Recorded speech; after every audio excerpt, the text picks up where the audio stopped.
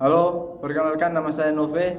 Di sini saya akan membagikan kepada teman-teman semua tips cara mudah untuk mengatur keuangan dan pengeluaran.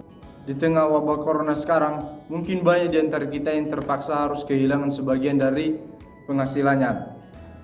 Di lain sisi juga banyak barang-barang sekarang harganya udah naik dan juga harga barang-barang pokok udah naik. Belum lagi harga barang-barang impor yang nilainya itu udah sangat melambung tinggi disebabkan karena pelemahannya nilai tukar rupiah ke dolar. Mungkin banyak di antara kita yang bingung bagaimana sih caranya untuk mengatur keuangan di tengah kondisi ekonomi yang sedang tertekan. Apakah saya harus mengurangi jatah makan saya atau saya harus berutang agar saya bisa memenuhi semua kebutuhan saya?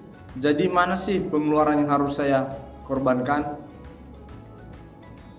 Jadi gini, kita semua udah tahu secara umum apa yang harus kita lakukan ketika penghasilan kita sudah berkurang dan harga barang-barang juga udah naik, yaitu kita harus berhemat. Tapi banyak di antara kita yang tidak tahu arti dari berhemat dan mengatur uang secara efektif dan tepat sasaran. Jadi di sini kita sama-sama belajar untuk mengetahui bahwa yang kita butuhkan itu bukan hanya sekedar berhemat, tapi bagaimana supaya kita bisa tetap mengatur keuangan kita, supaya kita tetap bisa memenuhi kebutuhan kita yang penting dan paling prioritas.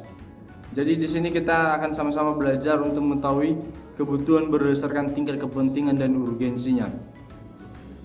Jadi mungkin di antara kita semua banyak yang bingung, apa sih kepentingan yang paling penting dan prioritas di hidup saya.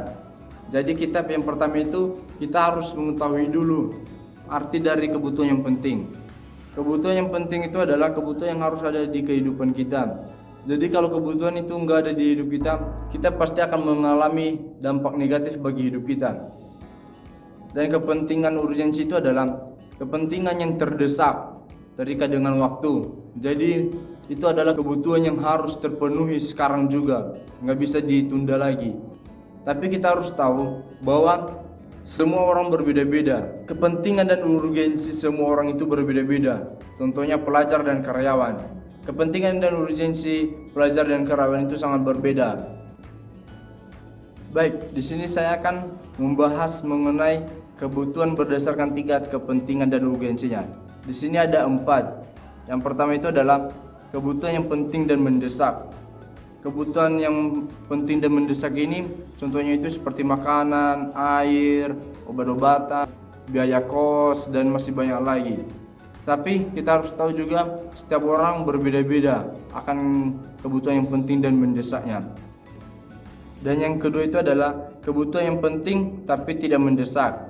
Kebutuhan yang penting dan tidak mendesak ini adalah kebutuhan yang memang itu kebutuhan yang penting bagi kita, tapi di saat sekarang ini dia enggak mendesak. Contohnya seperti pakaian, sepatu. Jadi karena kita masih memiliki sepatu dan pakaian, jadi kita bisa berhemat lagi.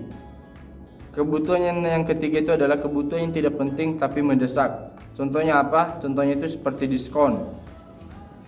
Kebutuhan yang keempat adalah kebutuhan yang tidak penting dan tidak mendesak. Contohnya seperti apa? Contohnya seperti jam yang mahal, sepatu yang mahal. Jadi ini semuanya tidak terlalu penting bagi kita dan tidak terlalu mendesak juga kepada kita.